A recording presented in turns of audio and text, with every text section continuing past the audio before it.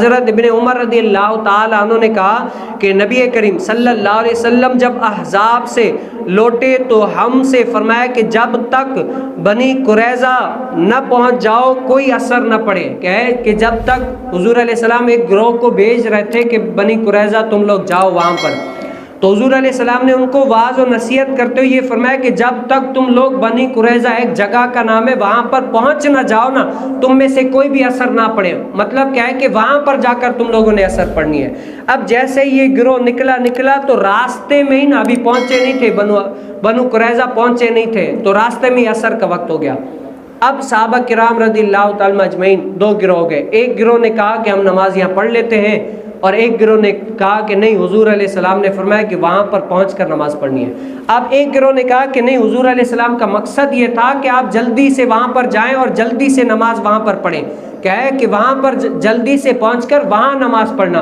حضور علیہ السلام کا مقصد یہ تھا، یہ نہیں تھا کہ نہیں اگر پہنچ نہیں پائے تو بھئی بیچ میں کہیں پر بھی نہیں پڑھنا. اور دوسرے گروہ کا مقصد یہ تھا کہ نہیں، حضور علیہ السلام نے فرمایا وہاں پر پڑھنا ہے تو اب وہیں پر پڑھنی ہے. نہیں، تو اب دو گروہ ہو گئے. ایک نے آدھے رستے میں اثر نماز پڑھ لی اور ایک گروہ نے وہاں پر پڑھ لی. اب یہ معاملہ کیا ہے، صحابہ کرام میں اختلاف ہو گیا. تو حضور علیہ السلام کی بارگاہ میں پیش کیا گیا، یا رسول اللہ، آپ نے ہمیں یہ نصیحت فرمائی تھی کہ بنو قریظہ پہنچ کر اثر نماز پڑھنا، لیکن ایک یہ جو گروہ ہے انہوں نے کیا کیا ہے کہ پہنچے نہیں تھے، راستے میں ہی پڑھ لیا. اب ہم کیا کریں؟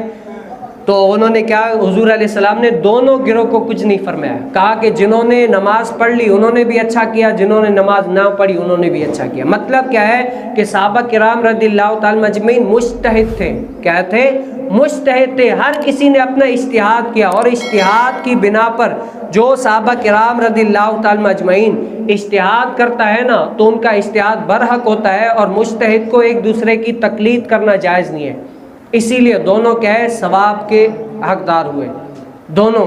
اور یہی مسئلہ ہے، جیسے ہم حضرت سیدنا علی المرتضیٰ اور حضرت سیدنا معاویہ رضی اللہ تعالیٰ عنہ کا جو معاملہ ہو، اس میں بھی کیا ہے، یہی معاملہ ہے کہ دونوں نے آپس میں اجتہاد کیا. اجتہاد کی بنا پر جو معاملات ہوئے، دونوں فریقین کیا ہوئے، ثواب کے حقدار ہوئے. السلام علیکم ورحمۃ اللہ وبرکاتہ. خوش آمدید علامہ آصف قادری آفیشیل میں. درس بخاری کی اس بابرکت سیریز کے لیے ہمارا چینل سبسکرائب کریں اور بیل آئیکن ضرور دبائیں.